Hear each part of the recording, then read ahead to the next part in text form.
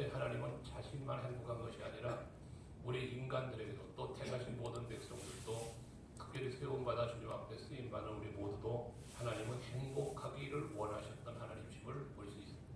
모든 약속의 말씀이 그렇습니다.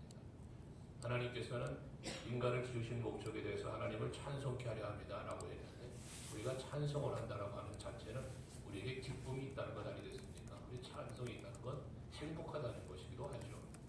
우리 동문 여러분들의 사역이, 또 교회가, 가정이 모두 행복하기를 주여로 축복합니다.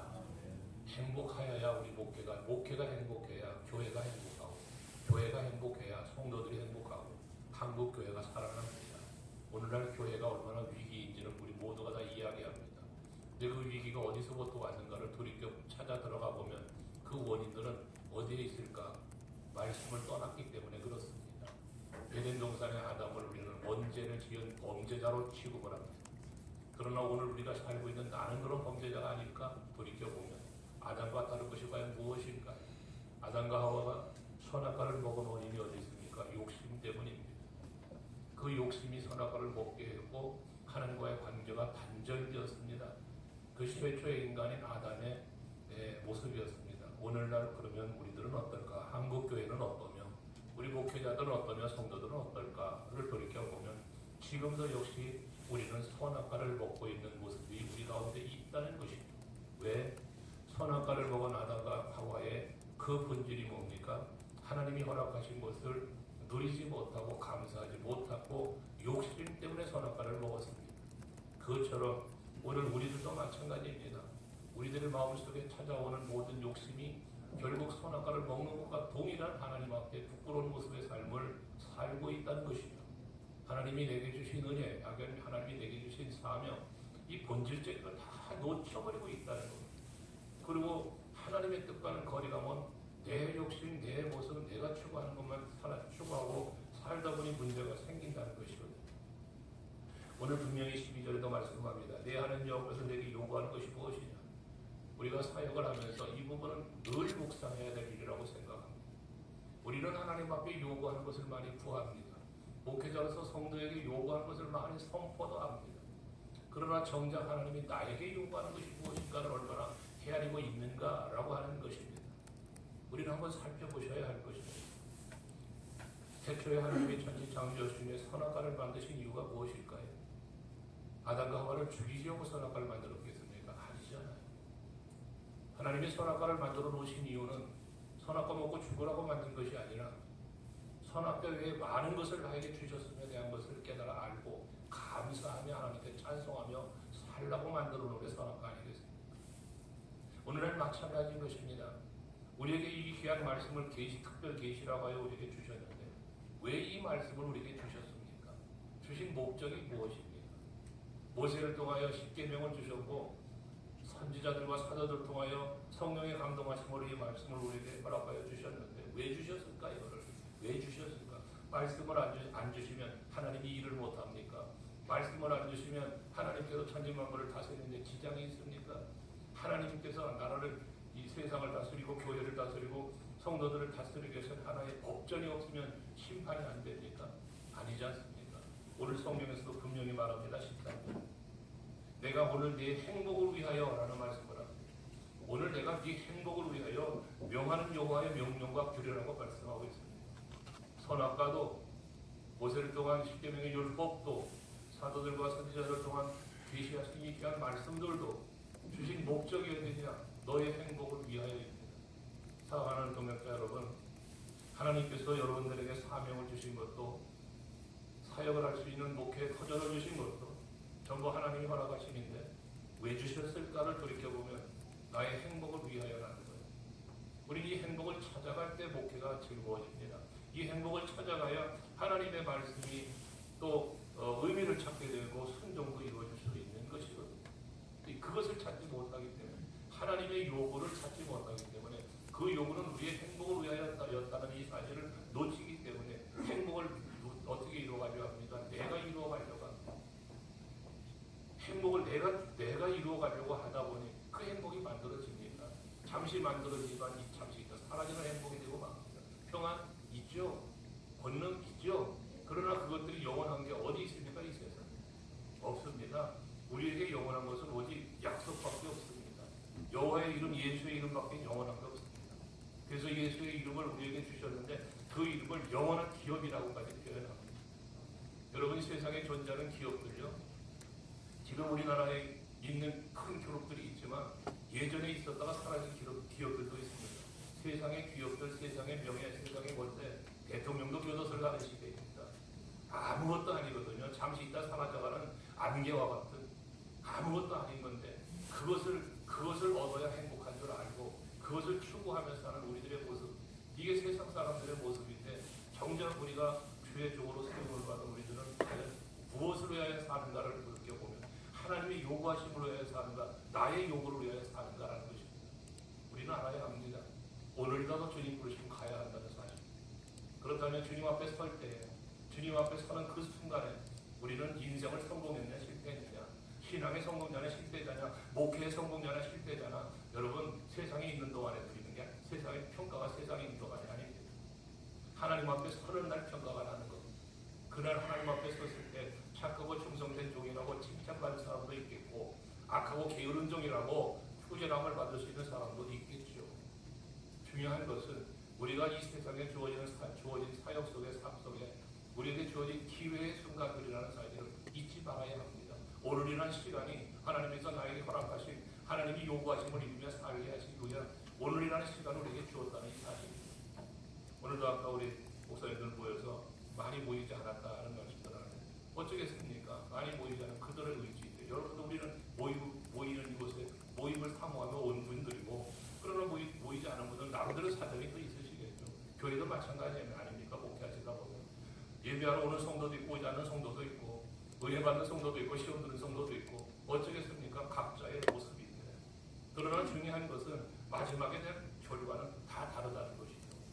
오늘 우리 서울신학교 동문 목사님 모두 다 또 성민교회 모두 다 하나님의 요구를 이루어갈 수 있는 우리들이 될 수 있기를 바랍니다. 하나님의 요구의 제1번은 여호와를 경외함이라고 했습니다.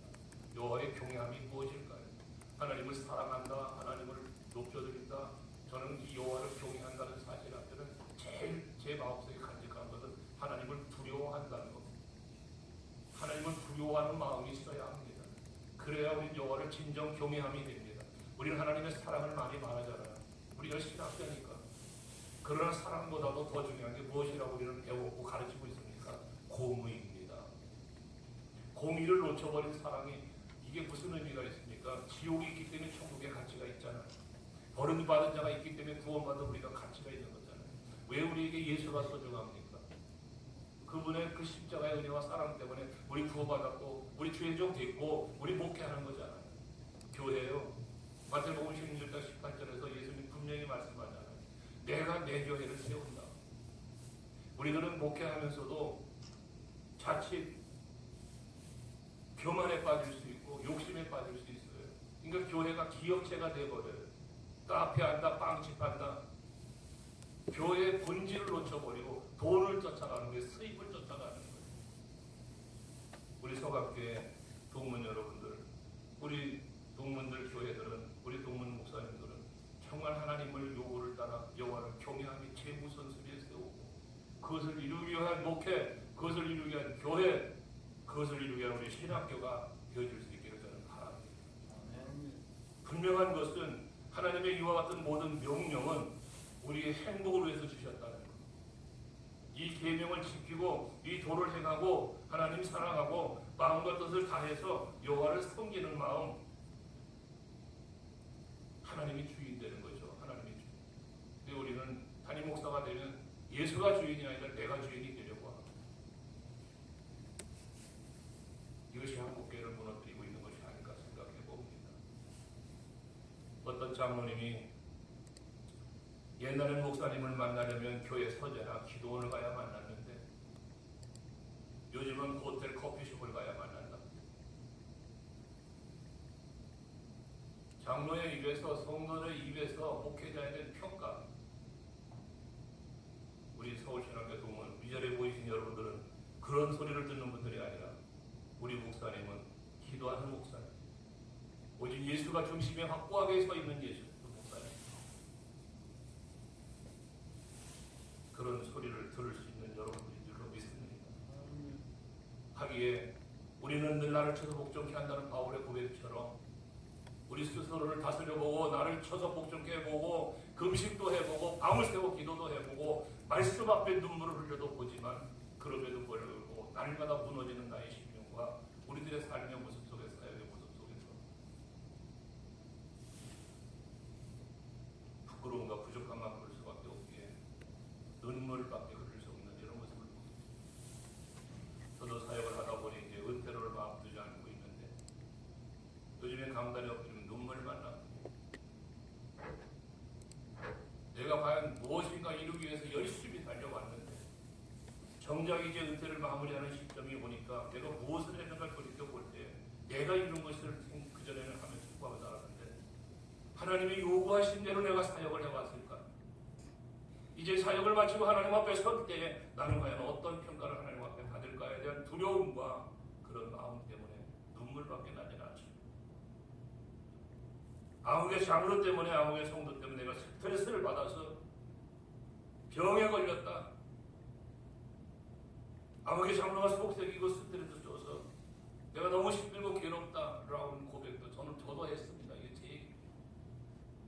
그러나 기도하는 중에 하나님께서 저에게 주시는 감동의 응답은 누가 너에게 스트레스를 주었냐? 누가 너를 마음을 아프게 했냐? 네가 아파했지 않아? 네가 스스로가 받은 것 아니냐라는 그런 감동의 응답을 주실 때 정말 울 수밖에 없었어요. 그렇죠. 아무리 스트레스를 주고 아무리 마음을 아프게 해도 그를 사랑하고 그를 끌어안았던 예수님처럼 이전에 나를 팔자가 있다. 나와 함께 떡벌에서 손을 얹은 사람이 그 사람이다. 네가 말했다. 가로되 날 알고 있으면서도 하늘과 땅의 모든 권세를 가진 그를 책망치 않았죠. 그를 버리지 않았죠. 그런데도 저는 그렇게 했더라고 봐요. 그래서 하나님 앞에 회개합니다. 진정한 자유를 얻어가고 있습니다. 진정한 평안을 찾아가고 있습니다. 스트레스를 줄이는 게 아니라 내가 받고 있어. 그런 의미에서 돌이켜볼 때 우리가 하나님의 뜻 안에서 살아가는 모든 것들이 과연 하나님의 기쁨, 하나님의 영광, 우리 주의 종이라고 하면서도 주를 내 종으로 삼아서 내가 필요할 때 나와서 뭔가 일해주고 나를 도와주고 일해주시는 나의 종 예수로 가고 있긴 않았는가라는 모습들도 생각해 보겠고요. 철도자 죽는다고 왜 이런 생각이 이제서 찾아왔는지 리더자들을 훈련시키면서 같이 눈물을 흘렸던 일들이 한두 번이 아닙니다. 내가 왜 진지하게 이런 사실을 모르고 있었는가? 참 이제 와서 깨닫게 되는 게 참 안타깝다. 라는 성도들 앞에 고백을 하며 지금 시간을 보내고 있는 사역을 하고 있는 자, 말씀 여러분 목사님들 앞에서 제가 무슨 말을 더 하겠습니까? 16절 같이 읽고 말씀 마무리하겠습니다. 16절 같이 읽겠습니다. 시작. 그러므로 너희는 마음의 할례를 행하고 다시는 목을 보게 하지 말라. 왜 마음의 할례를 하라고 했을까요? 생각이 바뀌지 않는 한 우리 삶은 절대 바뀌지 않습니다. 사람은 생각하는 걸 말하게 돼 있고 생각하는 걸 행동하게 돼 있고 그 생각은 결국 나를 만들어갑니다. 그래서 말했죠. 생각이 바뀌면 말이 바뀌고 말이 바뀌면 행동이 바뀌고 행동이 바뀌면 습관이 바뀌고 습관이 바뀌면 인생이 바뀌었다. 우리 서울신학교 동문 여러분, 우리 모두 마음의 할례를 행하고 처음 살아볼 때 복지를 진영내 안에 예수가 계시게 하고 그 예수가 나를 지배하고 다스리게 해서 예수 생명이 내 안에 있고 예수 능력이 내 안에 있어 모든 악의 원수를 물리치고 다스리며 정복하라고 하신 말씀 속에서 승리할 수 있는 여러분 되시기를 바랍니다. 우리는 어느 것에 정복 당해서는 안 됩니다. 어느 것 무엇으로도 다스림을 당해서도 안 됩니다. 우리는 다스려야 합니다. 정복해야 하는 것입니다. 세상의 명예, 권세, 물질 욕심 모든 것으로부터 정복당하지 않고 오히려 정복해가고 다스려가고 참된 행복을 예수 안에서 찾아갈 수 있는 우리 모두가 될 수 있기를 주의 이름으로 축복합니다. 기도하겠습니다. 하나님 우리 아버지, 하나님 앞에 대감을 입어 하나님의 자녀된 것도 감사합니다. 아버지께서 귀한 사명 주셔서 많은 양떼들을 성도들을 또 양육하며 하나님 나라로 이끌어갈 수 있도록 은혜 주심 감사합니다.